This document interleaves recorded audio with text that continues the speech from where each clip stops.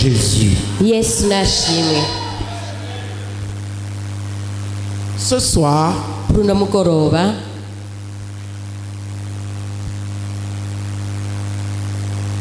nous voulons te partager, turashaka tugusangize, nous voulons te dire turashaka tukubwire qu'il y a deux royaumes ko hari ubwami bubiri qui sont en train de se faire la guerre buriko maintenant. buragwana mu gihe ca none, Et chacun d'entre nous, kandi umwe bumwe muri twebwe selon son choix, bivanye n'amahitamwo yiwe appartient à un de ces royaumes. aba yegukiye bumwe muri ubwo bwami. D'abord, quand on parle d'un royaume, Bwa mbere ho tuvuze ngo ubwami, on parle de la soumission à un roi. bivuga ngo haba havuzwe gucira bugufi umwami, On parle de l'étendue sur lequel un roi règne haba havuzwe aho uwo mwami aba agarukiriza kuganza, et de tous ceux qui sont sous son règne. n'abantu bose baba bari munsi y'inganji yiwe. Il y a le royaume des ténèbres Rero hariho ubwami bw'umwijima, et il y a le royaume de lumière. hakabaho n'ubwami bw'umuco, Il y a le royaume de Satan hariho ubwami bw'umugwanizi, et il y a le royaume. hakabaho n'ubwami bw'Imana. Chacun d'entre nous appartient à l'un Umwe wese aba yegukiye ubwami bumwe ou à l'autre. cyangwa ubundi. Ce n'est pas une question de religion, Si ibintu bijanye n'idini, c'est une question d'appartenance. ni ibintu biba bijanye n'aho uba wegukiye. L'appartenance parle du genre de vie qu'on a. Aho wegukiye naho bivugwa n'ubuzima ubamwo. Le porc Ingurube a la vie de porc, iba ifise ubuzima bw'ingurube, la chèvre impene a la vie de chèvre. igira ubuzima bw'impene. C'est une question Ni ikibazo d'appartenance, zaho du ubuhengamiye, genre de vie ubuhe bugingo que je possède mba mfise et que je mène. n'ubwo mbamwo.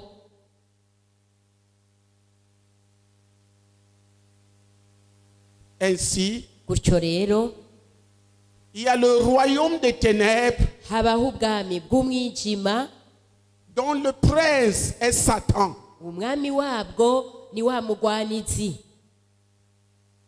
Son prince est Satan. Umwami w'ubwo bwami ni wa mugwanizi, Et la puissance qui habite tous ceux qui sont de ce royaume, c'est le péché. ubushobozi nabwo buganza bari muri ubwo bwami ni icyaha, La rébellion contre Dieu. ukugarariza Imana.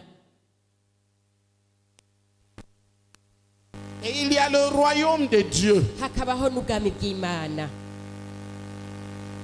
Le royaume de Dieu Ubwami bw'Imana est inauguré par un prince, buganjwe n'umwami, un roi umwami que Dieu a souverainement élevé uw'Imana yashize hejuru, et qu'il a donné à tout ce qui lui appartient. gaheza ikamuha abiwe bose. Il s'appelle Jésus. Uwo nawe yitwa Yesu. Jésus Yesu est l'épicentre. Jésus est l'épicentre Yesu niwe rufatiro de tout ce que Dieu a créé, w'ivy'Imana yaremwe vyose, tout ce qui appartient à Dieu. n'ivy'Imana vyose, Tout ce qui ne vient pas de lui, ibitava kuri we vyose, tout ce qui n'est pas centré sur lui, n'ibitaba bishingiye kuri we vyose, sera détruit vyose dans les bizosangangurika, temps ardents des feux et des soufres. bisangangurika muri wa muriro w'ibizuku.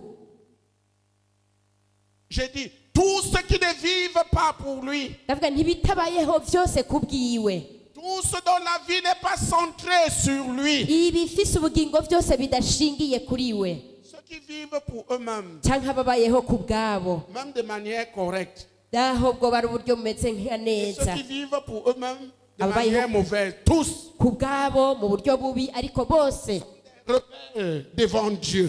baba bitwa bagararije imbere y'Imana. Pourquoi? Kubera iki? Parce qu'ils ont rejeté le règne de Jésus. Kuko baranse inganji ya Yesu. Ils ont refusé d'être gouvernés, conduits, dirigés par Jésus. Baranse kuganzwa no kuyoborwa no kurongorwa na Yesu.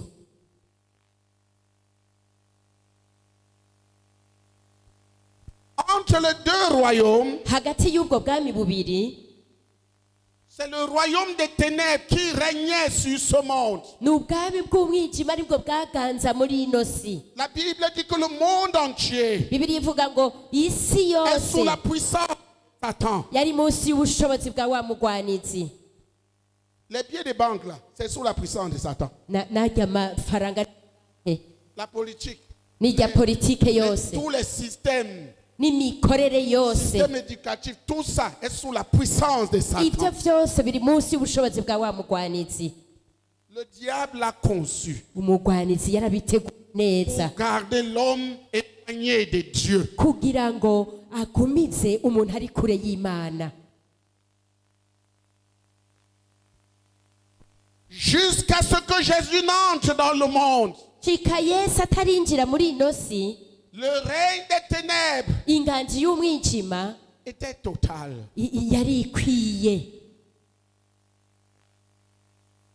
Il a régné Yaraganje depuis que Adam lui a donné l'autorité. kuva Adamu ahamuhereye ubutegetsi. La terre Isi était créée yari yararemwe pour être l'habitation, le lieu où l'homme doit régner avec Dieu. kugira ngo ibe aho Imana n'umuntu bari kubana. Le jour Umunsi que Adam Adamu a décidé de désobéir à Dieu et d'écouter le serpent, afata ingingo yo kugaragaza Imana, Ancien. kumviriza ya nzoka ya kera, il a livré la terre, il a perdu l'autorité. aho yarahejeje gutakaza ubutegetsi. Ce n'est plus l'homme qui dirige, Ntabwo ari umuntu yaragisubiriye c'est le kuganza, diable qui dirige la terre depuis lors. yarabaye umugwanizi atanguye kuganza isi guhera ico gihe, Et il a dirigé pendant des millénaires, kandi yayiganje ibihumbi n'ibihumbagiza ne vy'imyaka, laissant aucune possibilité à l'homme. atakaryo na kamwe ahebeye umuntu.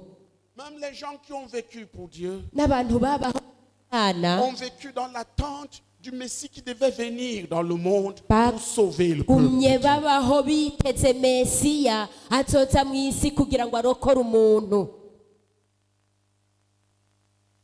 Il y a un royaume Rero hari ubwami qui règne sur ce monde. buganje muri ino si, Mais il y a un autre royaume ariko hariho n'ubundi qui bwami vient dans ce monde. buje muri ino si, Vient avec puissance. buzananye n'ubushobozi, Vient avec force buzananye pour n'inkomezi démolir le royaume des ténèbres kugira ngo busambure ubwo bwami bw'umwijima, et prendre. hanyuma maze bufate icyicaro. C'est le royaume de Jésus. Ubwo nabwo ni ubwami bwa Yesu. Lorsque Jésus est entré dans le monde, Igihe Yesu yinjira mu isi, un roi est né. umwami La yaratuvukiye. Bible dit, Bibiliya ivuga ngo un enfant nous est né dans umwana Ésaïe. yatuvukiye muri Yesaya. C'est 9 ou 6.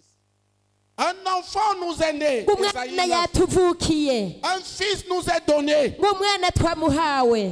La domination, c'est-à-dire la royauté, Ukuganza no kuvuga reposera ubwami sur ses épaules. buzoba buri ku bitugu vyiwe. On l'appellera Bazomwita- Père éternel, Bazomwita uhoraho, tout-puissant. w'Imana ishoboye byose.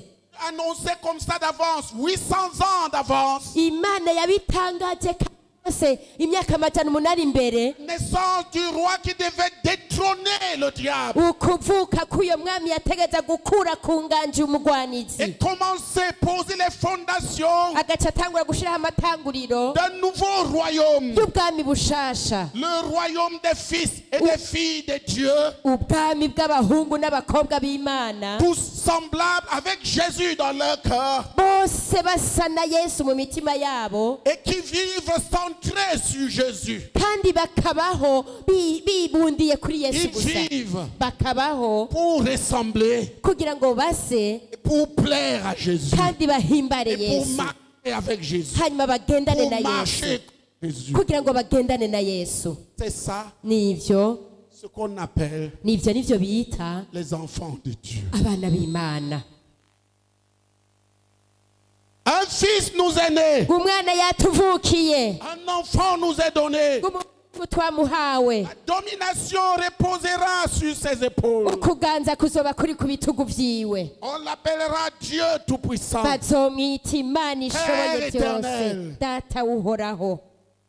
Et il décrit maintenant quel sera son travail. Acandura rero igikorwa azoba Son jeje. travail sera de planter le royaume Igikorwa cyo kizoba cyo gushingagira ubwo et bwami, de faire grandir son royaume jusqu'à ce que son royaume éclate et écrase tout autre royaume. nukwagura ubwo bwami bukaguka gushika busanganguye ubundi bwami. À la fin, Nyuma ya vyose tous les royaumes de la terre sont destinés à s'effondrer. ubwami bwose buzoba buri muri ino si buzoba butegura À gusangurika. la fin, Nyuma ya il y vyose a un royaume hazoba qui ubwami n'aura pas de fin. butazogira iherezo, Un royaume éternel. ubwami buzokwama bihebedakira. Celui qui a posé ce royaume et qui en est le roi, Uwashizeho ubwo bwami muri we nyene yari umwami c'est Jésus-Christ. ni Yesu Kristo. Appartiens-tu à Jésus? None nawe uri uwa Yesu Ou appartiens-tu encore au royaume des ténèbres? cyangwa uracyari muri ubwo bwami bw'umwijima? Moi, j'ai Jésus. Jewe ndafise Yesu Et je vis maintenant avec lui, kandi ubu mbana nawe pour lui kandi mbaho kubwiwe et comme lui. kandi nkabaho nkawe. Vous voyez comment je prêche là? Murabona ingene ndavuga ubutumwa bwiza. Quelqu'un? Hariho umuntu dusa, Ce n'est qu'un enfant de Dieu qui peut prêcher comme moi là, parce que ni c'est comme umwana ça que Jésus, w'Imana le Fils gusa de Dieu, a prêché. ashobora kuvuga nk'uko ndiko ndavuga, kuko na Yesu Kristo nawe niko yavuga ariko avuga ubutumwa bwiza. Toi, tu appartiens à quel royaume? None nawe uri muruhe Lis bwami? le verset. Nimusome uyo murongo. Ésaïe 9, verset 5. Car un enfant nous est né, un fils nous est donné, et la domination reposera sur son épaule. On l'appellera admirable, conseiller, Dieu puissant, Père éternel, Prince de la paix. Amen. Yesaya igice cy'icenda guhera ku murongo wa gatandatu. Kuko umwana atuvukiye, duhawe umwana w'umuhungu, ubutware buzoba ku bitugu vyiwe, azokwitwa igitangaza, umujyanama, Imana y'ubushobozi, data wa twese ahoraho, umukama w'amahoro. Amen. Amen. Et quand Jésus est entré dans le monde, Kandi igihe Yesu yinjira hano mu isi, qu'est-ce qu'il a prêché? mbega yavuze ubuhe butumwa? Il dit, répentez-vous, Yavuga ngo nimwihane, car le royaume de Dieu est venu vers vous. kubera kuko ubwami Applaudissons bw'Imana pour bwaje Jésus. iwanyu. Nimukomere amashyi umwami Quand Yesu. il est entré dans le monde, Igihe yinjira mu isi, il est venu dans le monde pour inaugurer un royaume, yaje hano mu isi kugira ngo atanguze ubwami, nouveau royaume, ubwami bushasha à la place du royaume des ténèbres. mu gishingo c'ubundi bwami Il est venu bw'umwijima. inaugurer le royaume de Dieu. Yaje gutanguza ubwami bw'Imana. Vous pouvez lire ses Murashobora premières prédications. kubisoma. Ubwo butumwa bwiwe bwa mbere yavuze ngo nimwihane, Car le royaume de Dieu kuko ubwami bw'Imana est proche. buri hafi. L'arrivée de Jésus Ugushika kwa Yesu était le point de départ yari nk'intango d'un nouveau royaume. y'ubwami bushasha. Est-ce que vous pouvez lire ça? Mbega mubona mwobisoma Lisez Matthieu 4, muri Matayo 4 verset 20. murongo wa 23. Je voudrais aussi que les frères apprennent Kandi nashaka bene data nabo bige que l'évangile que nous prêchons, ko ubutumwa bwiza tuvuga c'est l'évangile du royaume. ni ubutumwa bw'ubwami, Bonne nouvelle. ni ubutumwa bwiza bw'ubwami. La grâce y est comprise. N'ubuntu nabwo burimwo. Mais nous ne prêchons pas l'évangile de la grâce, nous prêchons l'évangile Ariko, du royaume. ntituriko tuvuga ubutumwa bw'ubuntu, turiko tuvuga ubutumwa bwiza bw'ubwami. C'est-à-dire l'évangile qui établit Jésus, Ni ukuvuga ngo roi ubutumwa de bwiza chaque individu sur la terre. bwimika Yesu nk'umwami w'umuntu wese ari hano ku isi. Et l'évangile qui dit Kandi ubutumwa bwiza buvuga que ngo si quelqu'un n'aime pas Jésus, ngo umuntu natakunda Yesu qu'il soit maudit. aravumwe. Tout ce qui ne se livre pas à Jésus pour lui appartenir Abantu bose batiyegurira Yesu ngo baba biwe est maudit baravumwe et sera détruit. kandi bazosangangurika. Et Jésus a dit, Kandi Yesu nawe yavuze ngo quand il est entré dans le monde, igihe yinjira mu isi répentez-vous. ngo nimwihane. Lisez ça. Nimubisome.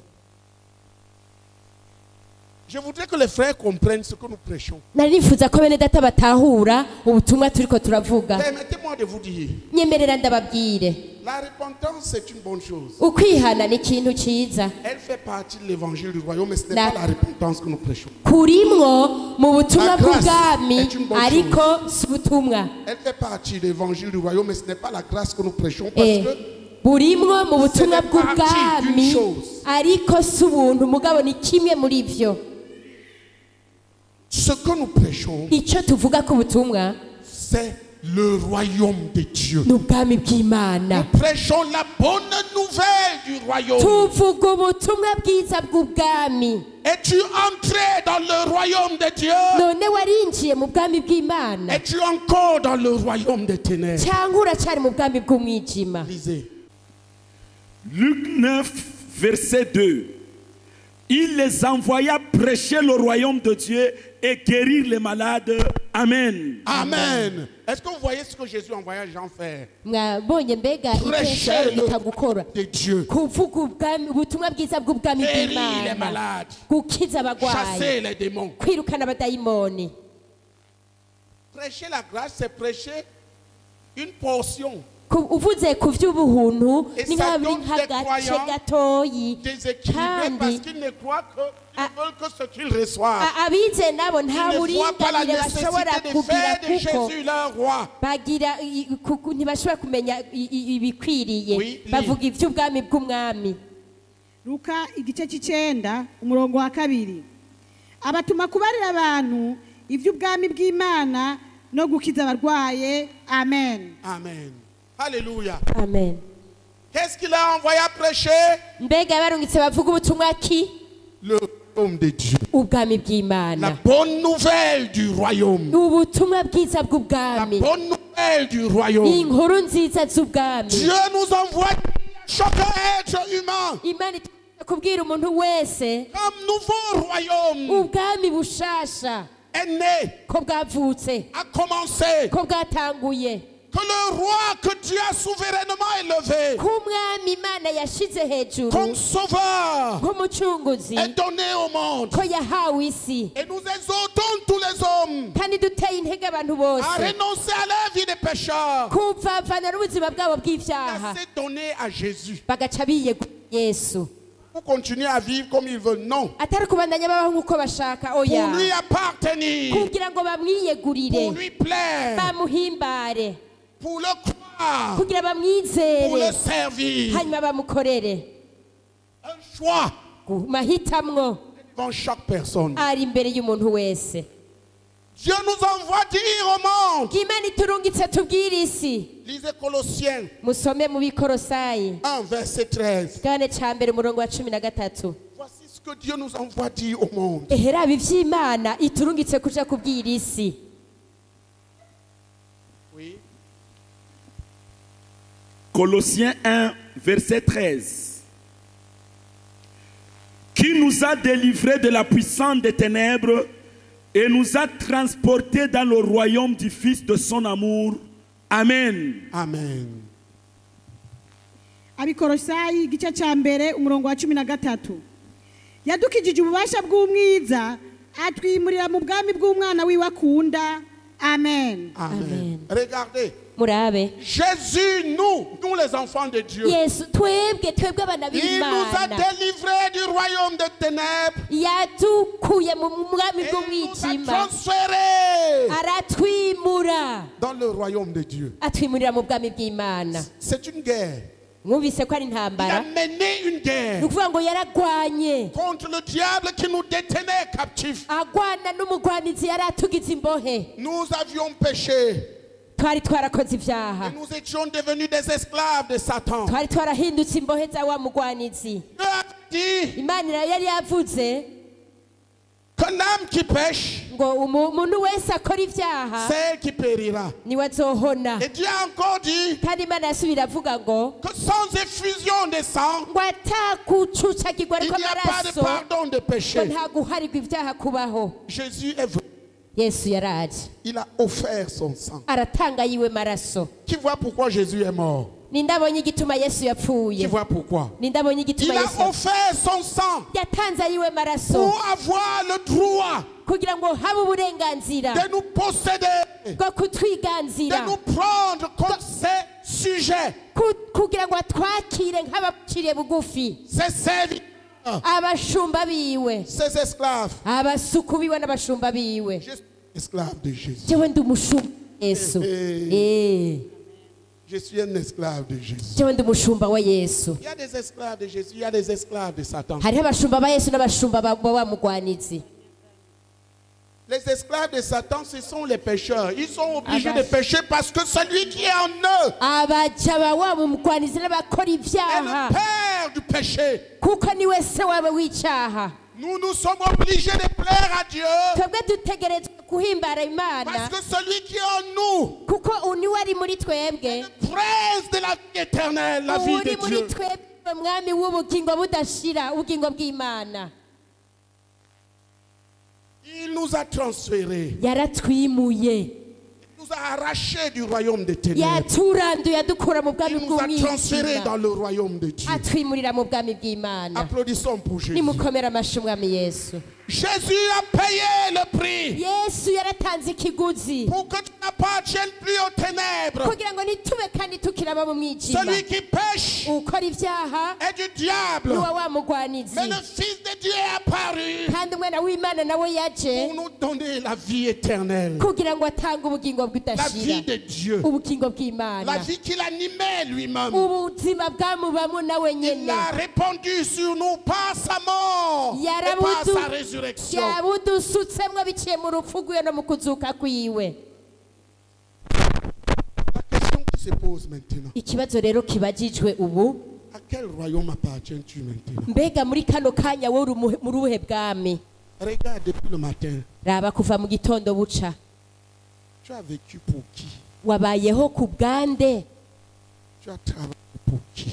wakoze ku Écoutez bwande très bien. umviriza neza Parler pour qui? wavutse uvuga ku bwande Tu as mangé pour quoi faire? wafungura kugira ngo ukore iki À qui appartiens-tu? mbega uruwande À quel royaume? uri umuhe bwami Moi, j'appartiens à Jésus. jewe ndi uwa yesu Je suis citoyen du royaume de Dieu. ndi umwenegihugu wo mu bwami Le bw'imana royaume qui n'aura pas de fin. ubwami butazogira iherezo Il vient avec puissance. kandi buzananye Ce n'ubushobozi royaume vient avec puissance. ubwo bwami buzananye n'ubushobozi Il détruit tout ce qui est du royaume des ténèbres. usanga ngo ikintu cyose cyo mu Ce bwami monde bw'umwijima foulera. iyi si Et ce izosangangurika royaume se posera. kandi ubwo bwami buzoca bushinga Et nous imitsi régnerons sur cette terre pendant 1000 ans. kandi tuzoganzanya nabwo imyaka Nous igihumbi entrerons dans la nouvelle Jérusalem avec notre Dieu. tuce twinjira muri yerusalemu usha n'imana yacu Et l'agneau sera notre soleil. umwagazi nawe aca tubera izuba ryacu Applaudissons pour Jésus. nimukomere amashyi Et Imana. toi, à quel royaume appartiens-tu? none weho uri uwo mu bubohe bwami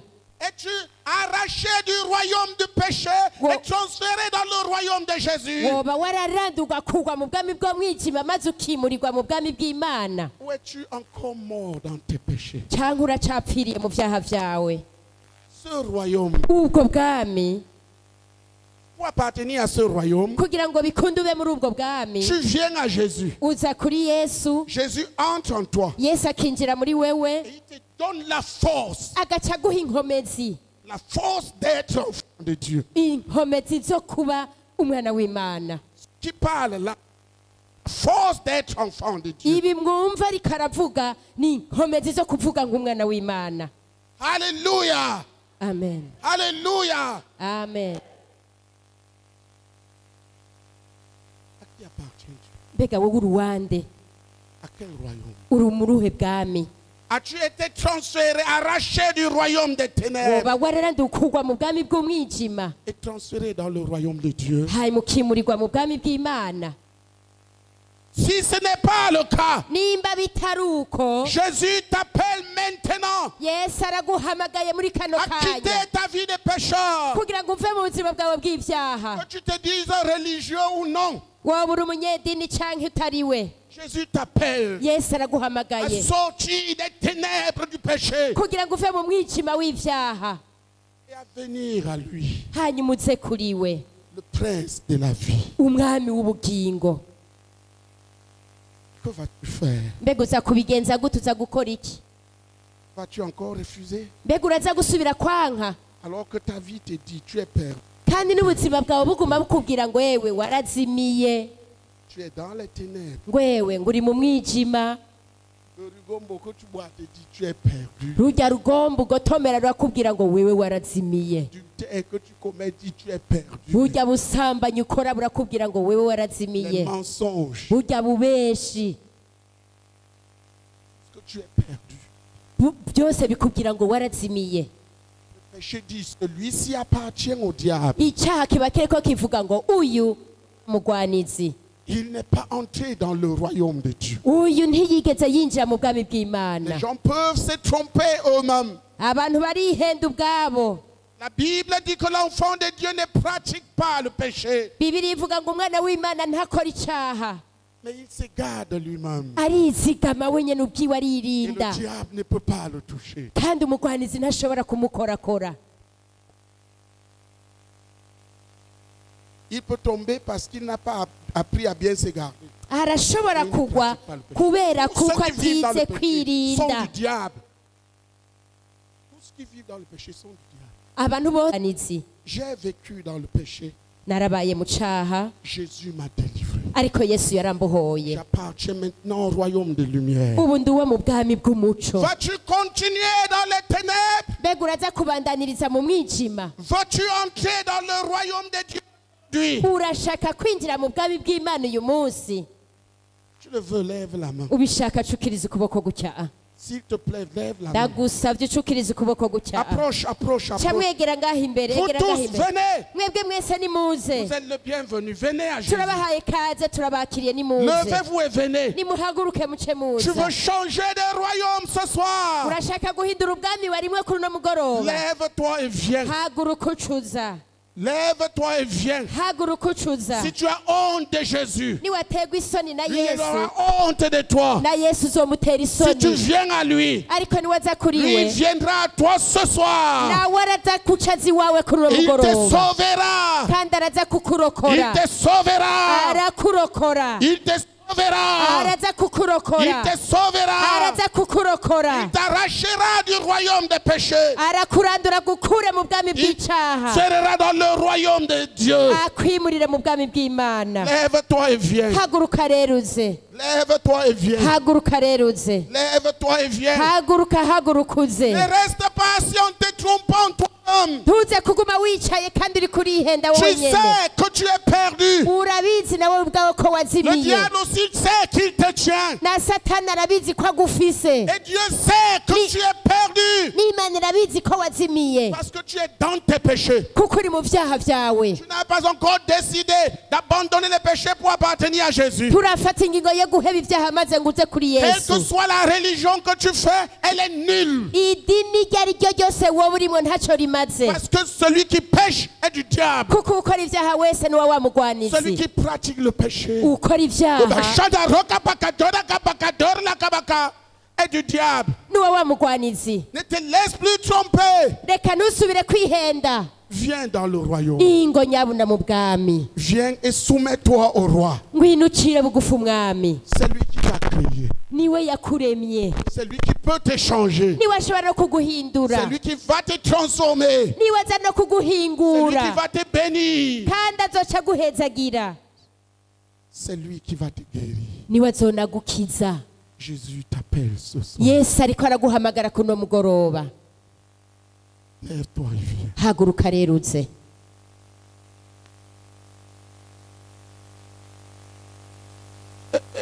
Quelqu'un Hari umuntu s'est vu tomber dans un trou noir. yigeze kubona umengo yaguye mu rwobo Et le trou rwirabura, noir, la vallée. kandi urwo rwobo rwakera Le umumiruza, trou noir, la vallée. Il tombait, il tombait, il tombait. kandi rwa rwobo rwirabura rwaramumiruza ruramumiruza nuko Et atubukiramwo. il s'est réveillé en sueur. Mu nyuma yarakanguka yabize uguya. Pourquoi es-tu encore assis? Kubera ikintu ucicaye, Tu as vu. Ou Voilà, tu es en train de partir en enfer. warabibonye uriko uragenda ikuzimu.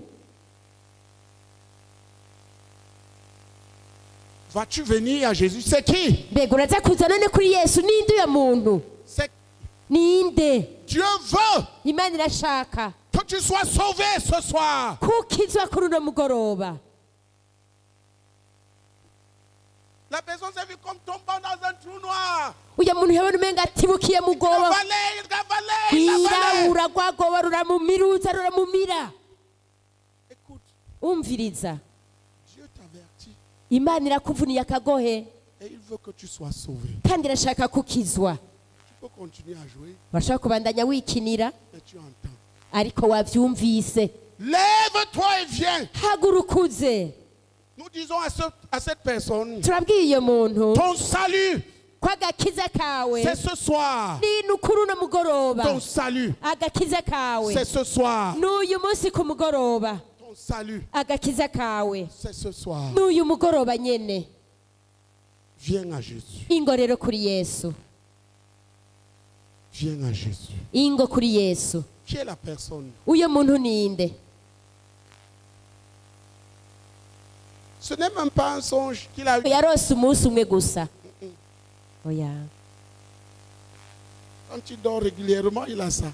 C'est qui? Iyo aryamye iminsi yose ibyo bintu arabirota. C'est toi? Ni wewe, C'est toi? ni wewe. Applaudissons pour Jésus. Nimukomere amashyi umwami Yesu. Mviriza rero, Dieu t'aime. Imana iragukunda Comme cyane. tu viens à Jésus là aujourd'hui, Nk'ubu waje kuri Yesu uyu munsi, ne remets plus un pas en arrière. ntusubire gutera intambwe usubira inyuma. Applaudissons pour Jésus. Komera amashyi umwami Yesu. Dieu t'avertissait. Tu as eu Imana yariko irakuburira. les prémices Wabo- de l'enfer qui ouvre sa gueule pour Yari avaler les hommes. nk'imponjo y'umuriro udahera wari kurasama ngo umire ubugingo bwawe. Pasteur, si tu veux te joindre à eux pour recevoir Jésus, lève-toi et viens. Nimba wumva wosanga bano bantu nawe ukiyongera kuri kino gitigiri, haguruka nawe uze. Tureke kano karyo ngo kakurengane. twegere ngaha dupfukame imbere y'umwami Yesu. Umuntu wese akiri mu kibanza yifuza kuza nawe nyene turamuha ikaze. Kano karyo nikagucike nk'uko umukozi w'Imana yajeje kubivuga. Urashobora guhaguruka ukaza.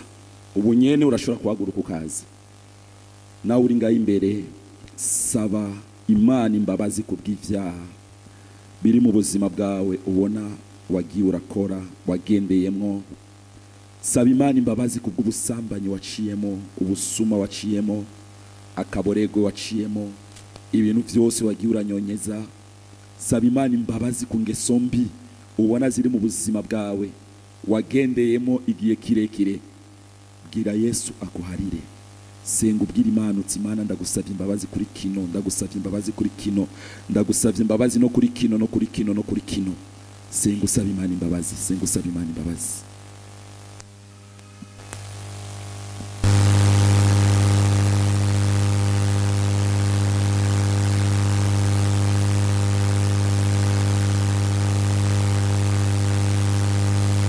Tugomba rero tubafashe gusenga. Tugomba tubafashe gusenga, murasubiramo n'akanwa kanyu. kuko ijambo ry'Imana rivuga ko niwizera mu mutima wawe ucuronka ukugororoka, ariko niwatura n'akanwa kawe ucuronka agakiza.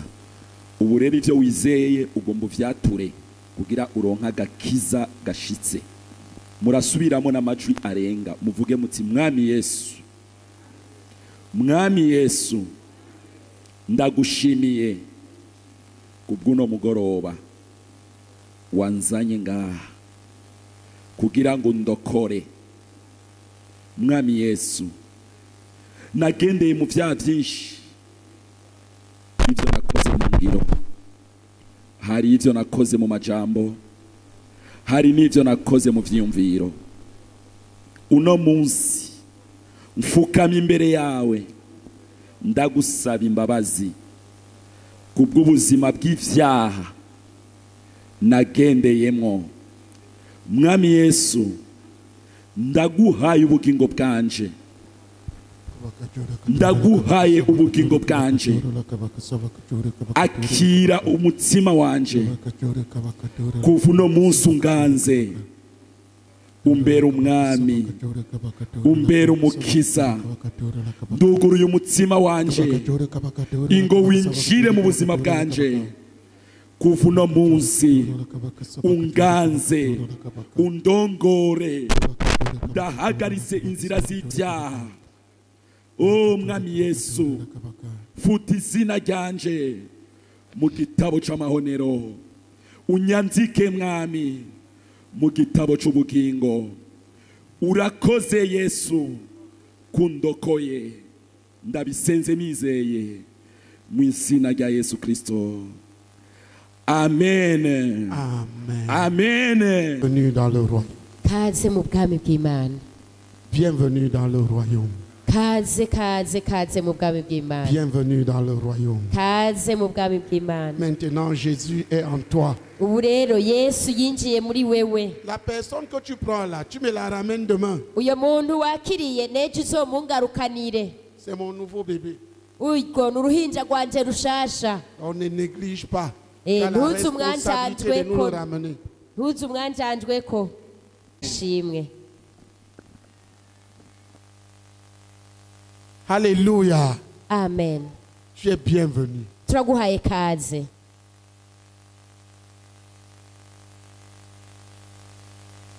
Alléluia. Amen. Jésus. Yesu. Jésus. Yesu. Jésus. Yesu. Dis Jésus. Subiramo nawe uti Yesu. Jésus. Yesu. Jésus. Yesu. Jésus. Yesu. Jésus. Yesu. Jésus. Yesu. Tu es ici. Uri ngaha. Merci Seigneur. Urakoze mwami. Tu avais mal quelque part. Hari ahantu wari urwaye cyangwa wari kurababara. Lève-toi et regarde. Le mal est parti au nom de Jésus. Haguruka gusa wisuzume ububabare bwagiye mu izina rya Yesu. Tu entends ce que je dis? Urumvise ibyo ndiko ndavuga? Si tu restes assis, ça veut dire que tu n'as pas cru. Ugumye wicaye n'uvuga ko utavyizeye. Si tu n'as pas entendu, je répète. Ariko utavyumvise reka nsubiremwo. Tu avais mal quelque part, n'importe où.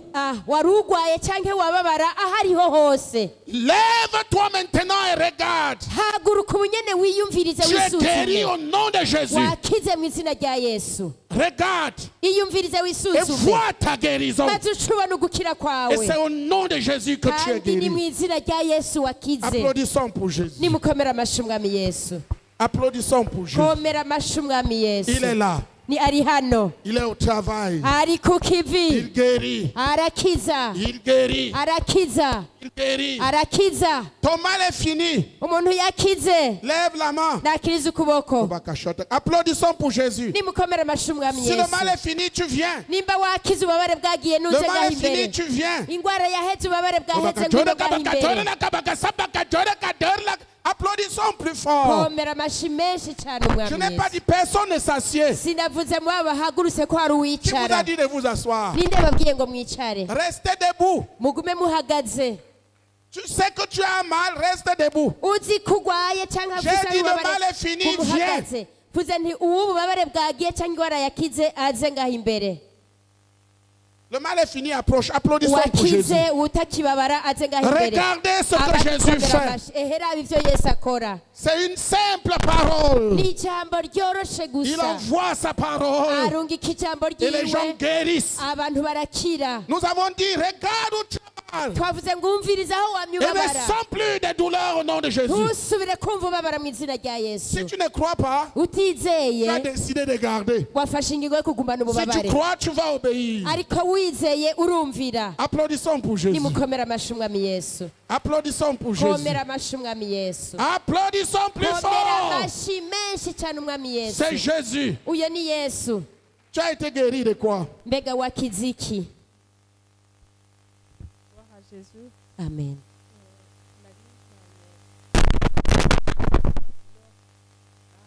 Il y avait longtemps que j'avais des douleurs au niveau des côtes, côté droit. Ariko vyaheze. Washobora kumva ububabare ufyonze gutya. Les douleurs venaient de temps en temps. None ubu vyaheze. Applaudissons pour Jésus. Nimukomera amashyi Quand tu as umwami. été guéri, reste. Muhagaze. Et pendant que vous êtes debout là, vous êtes en train de guérir. Namwe ho mugihagaze muriko murakira. Applaudissons pour leur guérison. Nimukomera amashyi gukira kw'aba bose. Jésus guérissait tous les malades qu'on lui amenait. Yesu yakize abagwayi bose bamuzanira. Il n'y avait pas un seul. C'est pas ici que vous allez commencer. Nta Partout où nous n'umwe sommes passés, yatahanye tout le monde est indwara. guéri. Si mwebwe mutanguye aho twaciye hose bose barakira. Alléluia! Amen. De quoi es-tu guéri? Wakize iki?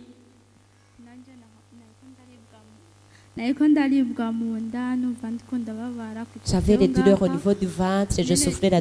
numva biheze mu mwanya Mais avec l'aide de deuil, Gloire à je sentais que c'était Jésus. fini. Yesu nashimwe. Tu avais quoi? Wewe wari urwaye iki? guhera kare hose namye ndi muri crise ariko ubu numva ari sawa ubu yavyopfuma kweri. Depuis le matin, j'étais dans la crise d'asthme, mais maintenant je me sens très bien. Il vient de guérir de l'asthme. Applaudissons Ahejeje pour gukira Jésus. hasi bakomera amashyi umwami Yesu. Abagwanyi haguruke. Et allez soutenir la foi de ceux là. Ugende ushigikire ukwizera kw'abo bantu bagihagaze. Personne ne part d'ici.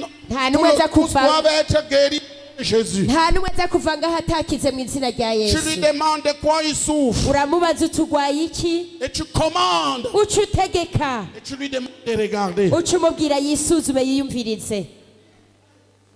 Allez-y. Bene data agende.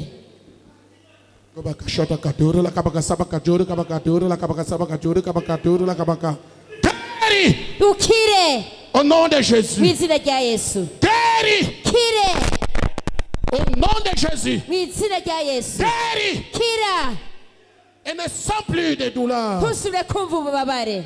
Jésus te guérit. Yesu aragukijije. Jésus te guérit. Yesu aragukijije. Jésus te guérit. Yesu aragukijije. Demande-lui de regarder. Mubwire yiyumvirize. Mubwire yiyumvirize. Applaudissons pour ces guérisons. Abandi komera amashyi uko gukira kose. Applaudissons pour toutes ces guérisons. Komera amashyi uko gukira kose. Le mal est parti, tu l'envoies ici. Uye muntu wasengeye yakize muturungikire ngaho imbere. Le mal est parti, tu l'envoies ici. Applaudissons Muntu plus wasengeye fort. yakize muturungikire ngaho imbere abandi mukomera amashyi Jésus menshi est à mwami. l'œuvre. Yesu ari ku kivi. Le mal est parti, il vient. Uye muntu wasengeye yakize aze ngaho imbere. Parti, il vient. Uwo muntu yasengeye yakize aze ngaho Le imbere. mal est parti. Ingwara yagiye ucuza ngaho imbere. Gloire à Jésus. Yesu nashimwe. Gloire à Jésus. Yesu nashimwe. Gloire à Jésus. Yesu nashimwe. Guéris Kire au nom de Jésus. mu izina rya Yesu. Et ne sens plus de douleur. Ntusubire kumva ububabare. Demande-lui de regarder. Mubwire yiyumvirize.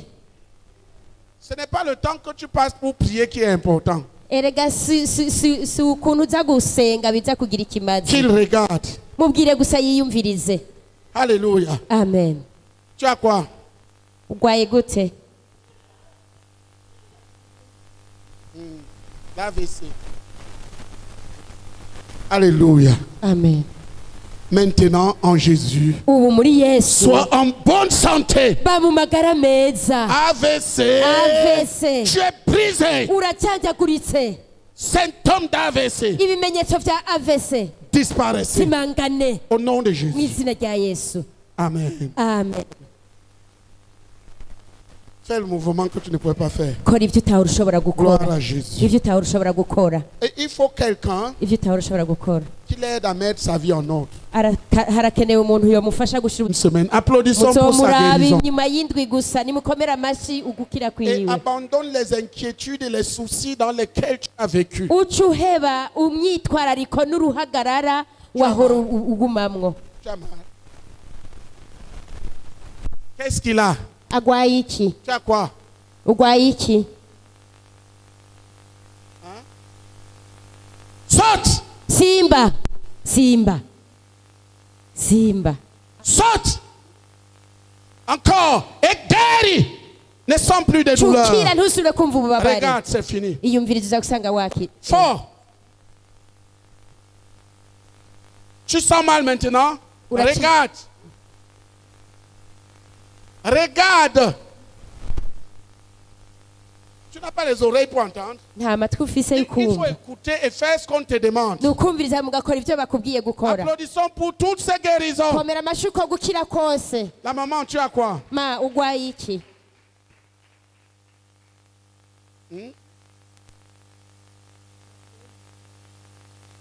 Alléluia.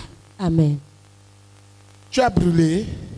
Warahiye. Tu as brûlé ici.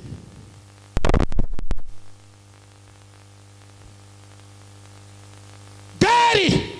Kira Aïe! ijisho. Vois! Bona Au nom de mu Jésus, izina rya Yesu. sois restauré. Naguka. Alléluia. Amen. Applaudissons pour Jésus. Nimukomere amashyi umwami Ferme Yesu. cet œil. Ugara rijya ribona. Ferme cet œil là. Ferme l'œil. Fais ça. Subiramo ibyo Fais ça. Fais ça. Fais ceci. Regarde. Et fais ce que je fais. Applaudissons pour Jésus. nimukomere amashyi umwami Yesu. Fais ça. Fais ce que je fais. Applaudissons pour Jésus. Fais ça. Applaudissons pour Jésus. Komera amashyi menshi umwami Yesu. Fais ça. Kora nk'ibyo ariko arakora. Applaudissons pour Komera Jésus. amashyi umwami Yesu. Applaudissons plus Komera fort. amashyi menshi cyane Tu es umwami. guéri et Wakize. vois de mieux en mieux. Alléluia. Amen. Dis à ton voisin, c'est Jésus. Kiro mwicaranye tuwo ni Yesu. Tu as quoi? Ugwaye iki? Hein? Fort. Vuga cyane. Ah, la voix est perdue il y a de cela 3 mois. Nta kindi. Et il n'y a même pas la grippe. C'est la voix. Crie à haute voix, Jésus. Vuga cyane uti Yesu. Cyane. Sumvyaho. Encore. Subira. Encore. Subira. Au nom de Jésus, tu Mu parles. izina rya Yesu Nous vuge. libérons tes cordes vocales. Turabohoje uduhagahogohogo Parle au nom de uvuge. Jésus. Vuga mu izina rya Nous Yesu. libérons tes cordes vocales. Turabohoje uduhogohogo Nous twawe. libérons ta capacité de parler. Turabohoje ubushobozi bwawe bwo kuvuga. Vuga. Au nom de Jésus, Mu esprit de izina mutisme, rya Yesu lâche-la. y'uburagi. Murekure. Amen. Amen. Vuga cyane rwose uti Yesu. Yesu. Komera amashyi umwami Yesu. Subira kandi cyane. Yesu. Yesu. Amen. Subiramwo kandi cyane. Yesu. Ti Yesu. Subira. Yesu rakoze. Amen. Tu es guéri. Applaudissons pour Imbere Jésus. kuko wakize. C'est un esprit. Yari impemu mbi. Applaudissons pour Komera Jésus. amashyi menshi umwami Yesu. Avec Jésus, Izina rya Yesu. ceux qui ne parlent pas retrouvent la voix. Abatavuga amajwi yabo Les yasohotse. aveugles marchent. Les aveugles voient. Impumyi zikabona. Les sourds entendent. Ibitumva birumva. Les infirmes marchent. Ibimuga La biratambuka. bonne nouvelle est prêchée. Ubutumwa bwiza buramamazwa. Applaudissons pour Jésus de Nazareth. Nimufashe umwami Yesu w'i Nazareti. C'est Jésus. Uyo ni Yesu. C'est Jésus. Uyo ni Yesu. C'est Jésus. Uyo ni Yesu. C'est Jésus. Ni Yesu. Alléluia. Amen. Ne. Saute. Simba. Guéris. Shukira. Guéris cukira et ne sens plus de douleur. ntusubire kumva ububabare Regarde ukundi maintenant. iyumvirize rero iyumvirize Tu as encore mal? umviriza ko ukibabara uracababara Tu as encore mal? uracababara Approche.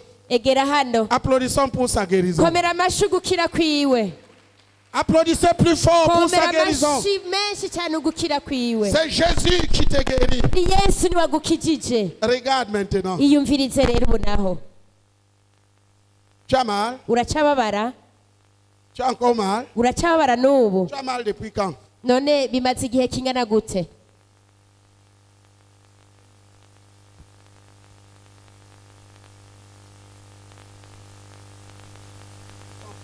ntusubire kumva ububabare ukundi iriza n'ubu ntusubire kumva uracababara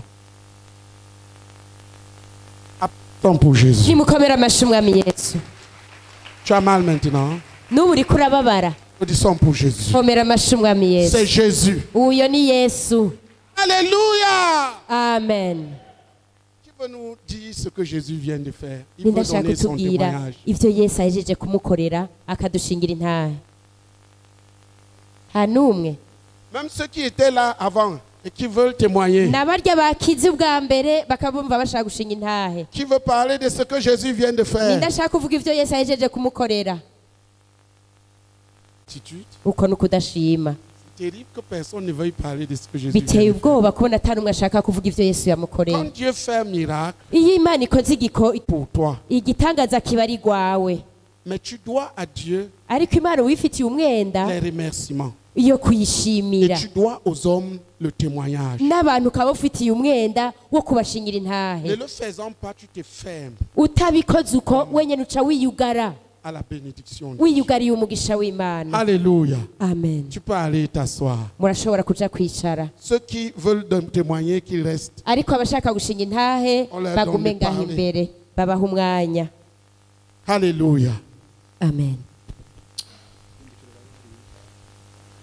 Yesu ashimwe Gloire à Jésus. ndashimira Imana cyane Je bénis beaucoup le Seigneur ku gitangaza hegeye kunkorera ikankiza pour le miracle qu'il vient d'opérer et me guérir. nari maze iminsi myinshi indwara ya angine idakira Je viens de passer beaucoup de jours en souffrant d'une angine persistante. sinashobora kumira amata nkagira imbeho nyinshi Je ne pouvais même pas avaler de la salive et j'avais très froid. none ubu rero naciye namiza amate nyene cyane umva Maintenant, je nakize suis bien, j'ai avalé de la salive et je suis guéri. Yesu Applaudissons abaheza pour Jésus. Que Dieu vous bénisse. mukomere amashyi umwami yesu yesu nashimwe Gloire à Jésus. yesu nashimwe kandi Et gloire à Jésus. je ndashimira imana ku gikorwa ihejeje kunkorera ubunyene Je bénis beaucoup le Seigneur pour le ministère qu'il vient de me rendre. itariki zibiri z'uku kwezi nyene Et le 2 de ce mois, nari nafashwe n'indwara y'amenyo ca ndaduga ruguru kuyifuza j'avais été attaqué par une maladie des dents et je suis parti à l'intérieur du pays pour me les faire enlever. kuva ndayikuje sinabwigere numva ntoya agahengwe mu kanwa Depuis qu'on les a enlevés, je souffrais beaucoup et permanemment au niveau de ma bouche. haguma hagwaye ku buryo ata kintu gikomeye noshobora gushyira mu kanwa ngo nge J'avais très mal de telle façon que je ne pouvais pas manger quelque chose de dur. umukozi w'imana yahamagaye abagwaye Le serviteur de Dieu a appelé ceux qui souffrent et ceux qui sont malades. abakize baraza ngaho imbere je naguma numva umenga ntibirakunda neza Ceux qui sont guéris sont venus ici devant, mais pour moi, ce n'était pas encore bien. hariho abadufashije hajya gusenga barasenga Il y a ceux qui nous ont aidés et ont prié pour nous. ububabare bwose bwari busigaye nagiye numva buheze mu Et toute la douleur qui restait a disparu complètement au nom de Jésus-Christ. Applaudissons pour Jésus. nimukomere amashyi umwami yesu Yesu ashimwe Gloire à Jésus. naye ndashimira Imana yankijije nayo imaze iminsi ifite amadureri mu mutima Moi aussi, je bénis le Seigneur qui vient de me guérir parce que je viens de passer beaucoup de jours avec des douleurs au niveau de mon cœur. ariko ndahema numva menga utuntu ariko barancumita naye Et ndashimira quand Imana je ko yankijije. respirais, c'est comme s'il y a des piqûres au niveau de mon cœur et je bénis Dieu qui vient de me guérir. Gloire à Jésus. yesu nashimwe Qui a reçu Jésus ninde yakiriye yesu dans son cœur? ninde yakiriye yesu mu mutima wiwe Lève la main. kiriza ukuboko Lève la main. kiriza ukuboko umuntu yakiriye yesu Alléluia. amen Si tu n'as pas Jésus, nimba utafise dans ton yesu cœur, tu es perdu. wewe nyine ubwawe warazimiye. Donc il faut d'abord donner ta vie à Jésus. bwa mbere ho ubanza guha ubuzima bwawe yesu. Mais si tu as reçu Jésus, warakiriye yesu naho tu es béni. warahezagiwe. Je voudrais, parce qu'il me semble qu'il y a quelque chose d'incrédulité qui commence à naître dans votre centre-ci. nari nifuza kuko ndabona ko hari ikintu cyo kutizera mengo cyatanguye muri ino centre yanyu. Jésus t'a guéri. tuyagukijije. Tu peux vivre dans cette vérité. urashobora kuba uko kuri. Tu peux aussi vivre urashobora no kubaho dans le doute. no kubaho mu Ce que gukekeranya. tu crois et ce que tu dis ibyo wizera n'ibyo uvuga va définir ce qui se passe. biraheza bikadondora ibyo uvuga. Mais moi, je veux vous...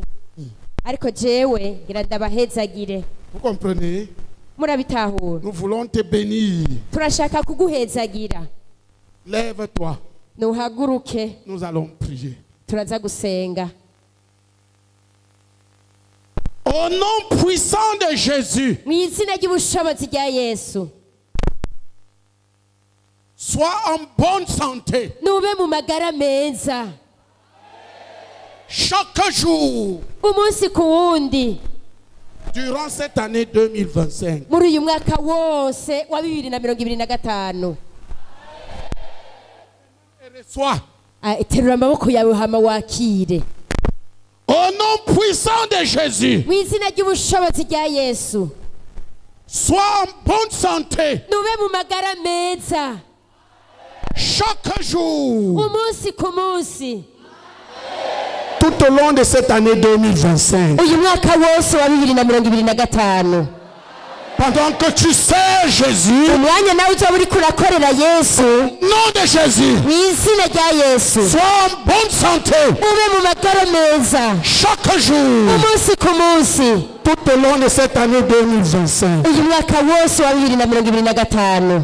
Où que tu te trouves ce soir, aho muherereye hose uyu mugoroba esprit méchant, impemu mbi tu dois partir utegereza kugenda et ne pas revenir. kandi ntusubire kugaruka. Au nom de mu Jésus, izina rya yesu puissance des maladies, ubushobozi bw'indwara tu es brisé.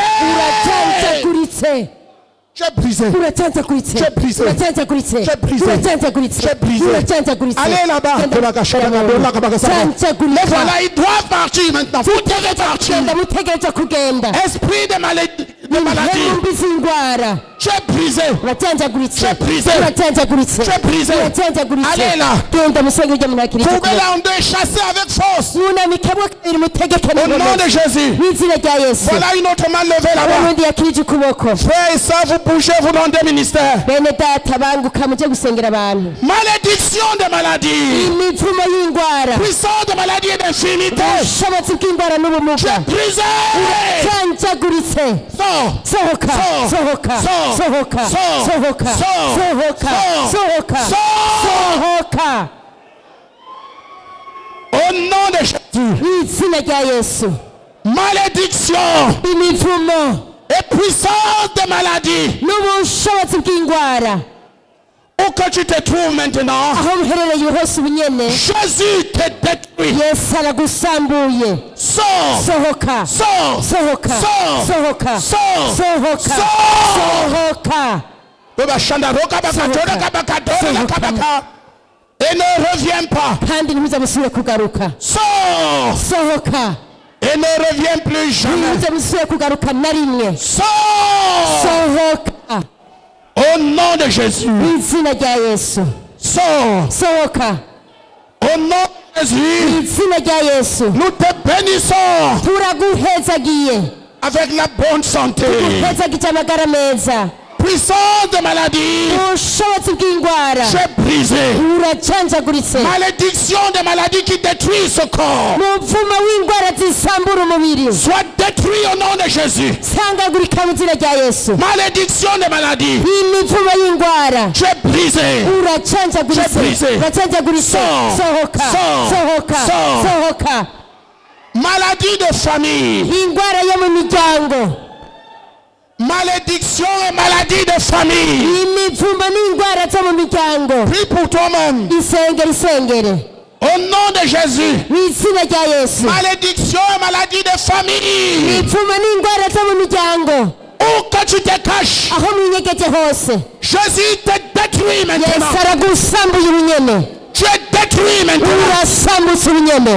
Tu es détruit maintenant. Urasambutse ubunyene. Tu es détruit maintenant. Urasambutse ubunyene. Certaines familles imiryango imwe ont des contrats de maladie, de certaines maladies. bafise nk'amasezerano y'indwara. Tout le monde souffre de ça ou presque. ugasanga bose canke bamwe barabigwaye. Des alliances démoniaques. Bivuga ngo n'amasezerano bagiraniye n'abadayimoni. Tu sens que ton cœur bat fort. Ninde yumva umutima uriko uratera cyane. Ton cœur bat très fort. Ninde afise umutima uriko uratera cyane. Ninde afise ubwoba. Lève ta main. Allez vers eux. Genda mu basengero. Chassez ces esprits. Ces esprits de maladie de famille. Chassez-les. Quand tu parles là, tu pries avec violence. Malédiction et maladie de famille. Lève le frère. Malédiction et maladie de famille. Tu es brisé. Sors.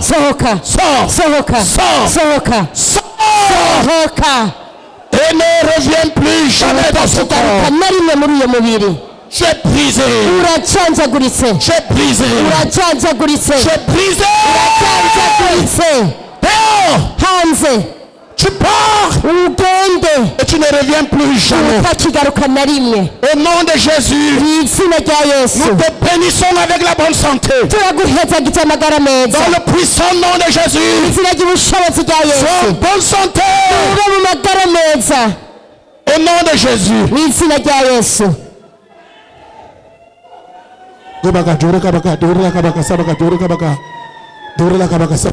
Sorcellerie.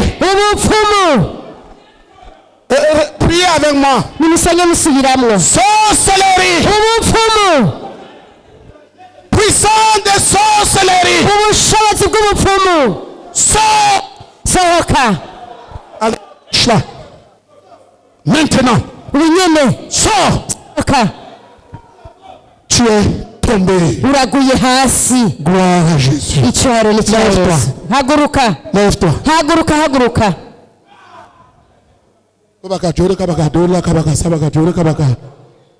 Dis au nom de Jésus. Tu la quittes maintenant. Tu pars. Tu pars. Tu pars.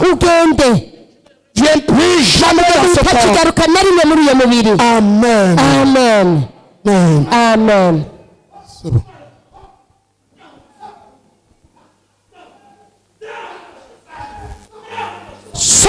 Sohoka. Au nom de Jésus. Tu la quittes maintenant. Tu es tombé. Tu es tombé. Amen. Jésus te libère. Tu es libre au nom de Jésus. Amen. Lève-toi et prie. Vous êtes fatigué? Ok, on continue demain. Alléluia. Amen. Voisin. Tu es ici dans le royaume de Dieu. La puissance de Satan ici est brisée. Ne crains pas. Crois. Fais ce qu'on te demande. Tu verras. Tu verras dans les jours qui viennent. Tu verras. Écoute. Crois. Avance. Et tu verras Jésus. Gloire à Jésus. Nous avons commencé. Sois béni.